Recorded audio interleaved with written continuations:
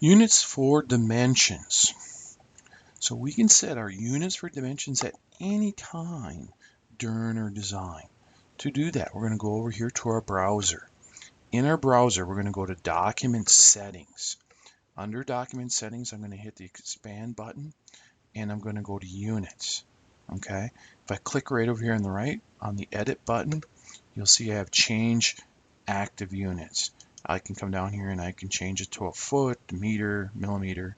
So however you want to design, if you want to design in millimeters or in inches. And you can also say that's set as default as well. So you can change at any time and it'll switch over your dimension units. So right now I'm designing in inches, but many of you will design in metric. So whatever you like to design in or change on the fly, you can definitely do that on the fly without any harm. So again, this is our units for dimensions are found under Document Settings in the browser.